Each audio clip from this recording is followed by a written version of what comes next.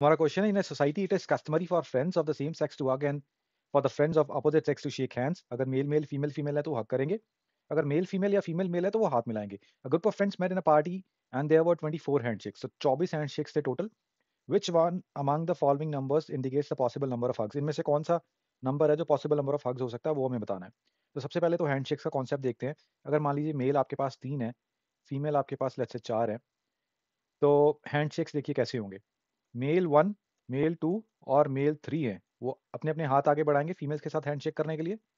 तो यहाँ पे मेल 1 भी 4 फीमेल के साथ हैंडशेक करेगा, मेल 2 भी और मेल 3 भी। तो टोटल हैंडशेक कितने हुए 12। अब ये सीधा-सीधा हम 3 इंटू 4 करके भी देख सकते थे 12, ठीक है? तो यहाँ से ये समझ में आया होगा हैंडशेक्स कैसे निकालते हैं हम, directly by multiplying the number of participants, ठीक है? अब यहाँ से मेरे को ये समझ में आया 24 जो है, ये मेल और फीमेल जो एक्चुअल में इस सोसाइटी में जो एक्चुअली नंबर ऑफ मेल और फीमेल है उनकी मल्टीप्लिकेशन है। तो 2 नंबर को मल्टीप्लाई करके 24 कैसे लिख सकता हूँ मैं? 1 और 24 हो सकता है, 2 और 12 हो सकता है, 3 और 8 हो सकता है, 4 और 6 हो सकता है, ठीक है? अब यहाँ पे मेल 1 है, फीमेल 24 है, या मेल 24 हैं, फीमेल 1 है, तो कोई फ़र्क नहीं पड़ता हमें, क्योंकि नंबर ऑफ हग्स पे जाना है, तो वो कुछ भी किसी भी नंबर को हम मेल फीमेल मान लें, तो उससे कोई फ़र्क नहीं पड़ेगा, ठीक है? हग्स का कॉन्सेप्ट तो हो गया क्लियर। सॉरी, हैंडशेक्स का कॉन्सेप्ट तो हो गया क्लियर, अब हग्स का कॉन्सेप्ट देखते हैं। अब यहीं पे अगर मैं आपसे कहूँ कि फीमेल आपस में हग करनी है, तो फीमेल 1 जो है, वो फीमेल 2, फीमेल 3 और फीमेल 4 को हग करेगी, मतलब नंबर ऑफ केसेस कितने हो गए 3। उसी तरह फीमेल 2, फीमेल 3 और फीमेल 4 को हग करेगी, क्यों? क्योंकि ये फीमेल 2 फीमेल 1 को तो ऑलरेडी हग कर चुकी है, तो नंबर ऑफ केसेस बने 2। फीमेल 3 के लिए फीमेल 4 बचेगी, क्योंकि ये फीमेल 3 फीमेल 2 को भी कर चुकी है और फीमेल 1 को भी कर चुकी है, इसके लिए बचा केस 1। और फीमेल 4, इसके लिए कोई केस नहीं बचा, क्योंकि फीमेल फेल ऑलरेडी सबको हग कर चुकी है। तो यहाँ पे देखिए केस, अगर 4 फीमेल है, तो नंबर ऑफ हग्स कितनी बनी? 3 + 2 + 1।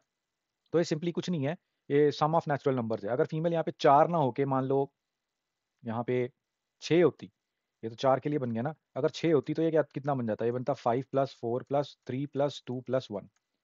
6 ना होके 8 होती, 10 होती, कुछ भी होता, तो हमें ये वाला पता चल गया कि जितने भी नंबर है उससे 1 कम करके देन उस उनको सीक्वेंस में ऐड कर दो, ठीक है? अब ये क्या है? Simply some of natural numbers है। तो यहाँ पे मैं लिख देता हूँ कि सम ऑफ नेचुरल नंबर्स क्या होता है? Sum of n natural numbers is n into n + 1 divided by 2, ठीक है? जैसे यहाँ पे 5, 4, 3, 2, 1, इसका सम निकालना है तो 5 इंटू 6 डिवाइडेड बाय 2। ये चीज़ समझ में आई होगी आपको। हम इस चीज़ को अब डायरेक्टली यहाँ पे अप्लाई करेंगे। मान लीजिए हम अपना ये केस उठा लेते हैं। यहाँ पे हमें नंबर ऑफ हग्स देखनी है कितनी है। 3 सेम जेंडर वाले हैं, 8 सेम जेंडर वाले हैं। ये जब हग करेंगे कितना आएगा? 2 इंटू 3 डिवाइडेड बाय 2। इस वाले लॉजिक पे ध्यान दीजिए, आपको समझ में आएगा। जब ये लोग हग करेंगे, ये कितना आएगा इसका? 7 इंटू 8 डिवाइडेड बाय 2। ये इनकी टोटल नंबर ऑफ हग्स बनी 3, इनकी टोटल नंबर ऑफ हग्स बनी 28। तो 28 + 3 31, मतलब इस केस में टोटल हग्स बनेंगी 31, ठीक है? अब इस 31 तो ऑप्शन में नहीं है, तो ये तो नहीं हो सकता। अब इसको चेक कर लेते हैं, इसमें कितनी हग्स बनी जाइए? 4 के लिए 3 गुना 4/2 प्लस 6 के लिए 5 गुना 6/2। तो ये कट गया 3 से, ये कट गया 2 से, तो ये बना 6 + 15 आ गया 21। 21 हमारा ऑप्शन में है, 21, हाँ जी, ऑप्शन नंबर सी। तो ये हो गया आपका आंसर सी। तो टोटल नंबर ऑफ हग्स 21, अगर हम ये सपोज करते हैं कि 4 मेल और 6 फीमेल, या फिर वाइस वर्सा, कुछ भी हो, ठीक है?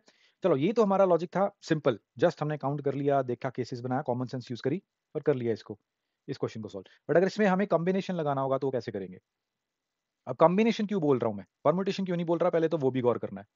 अगर मैं आपसे कहूँ कि मेल 1 ने मेल 2 को हग करा और मेल 2 ने मेल 1 को हग करा, इसमें कोई फ़र्क पड़ेगा? बिल्कुल नहीं पड़ेगा, क्योंकि हग हो रही है, एक ही हग हो रही है, चाहे मेल 1 मेल 2 को करे, चाहे मेल 2 मेल 1 को करे। तो यहाँ पे ये हमें समझ में आ रहा है कि यहाँ पे कॉम्बिनेशन है, यहाँ पे परम्यूटेशन तो नहीं है। क्यों? क्योंकि ऑर्डर का फ़र्क नहीं पड़ रहा। M1 M2 हग कर रहे हैं, चाहे M2 M1 हग कर रहे हैं, एक ही हग काउंट हो रही है वो। चलो, ये चीज़ समझ में आई। अब हग करने के लिए कितने लोग चाहिए? एक हग करने के लिए 2 लोग चाहिए, ठीक है? अब इसी केस को अगर मैं कॉम्बिनेशन के हिसाब से करूँ, इसी केस को मैं कॉम्बिनेशन के हिसाब से करूँ, हमारे पास 4 लेट्स से मेल हैं, 6 फीमेल हैं। अब 4 मेल ने आपस में हग करनी है, 4C2, क्यों? 4 मेल है हग करने वाले, और एक टाइम पे कितने मेल हग करेंगे? 2। उसी तरह फीमेल भी करेंगी, 6C2। अब कॉम्बिनेशन का हमें पता है कि कैसे सॉल्व करते हैं। Combination is nothing but 4C2 क्या होगा? मैं यहाँ पे सॉल्व कर रहा हूँ इसको। 4C2 is nothing but 4 divided by 2 into 4 - 2। उसी तरह 6C2 को जब मैं सॉल्व करूँगा, यहाँ पे ऊपर सॉल्व कर रहा हूँ मैं, 6C2 को सॉल्व करूँगा तो 6 डिवाइडेड बाय 2 इंटू 6 - 2, ठीक है? तो आप जब इसको सॉल्व करोगे 6C2 को और 4C2 को, तो यही निकल के आएगा आपका 6 और 15। जब ऐड कर दोगे ये निकल के आएगा 6, निकल के आएगा 15, ऐड कर दोगे तब भी 21 बन जाएगा। तो ठीक है? तो दोनों तरीकों से आपको पता चल गया कैसे करना है। कॉमन तरीका, नॉर्मल तरीका, नो परम्यूटेशन कॉम्बिनेशन। वैसे भी आपने इस क्वेश्चन को सॉल्व कर लिया, और अगर आपने कॉम्बिनेशन लगाना है तो भी इस क्वेश्चन को सॉल्व कर लिया।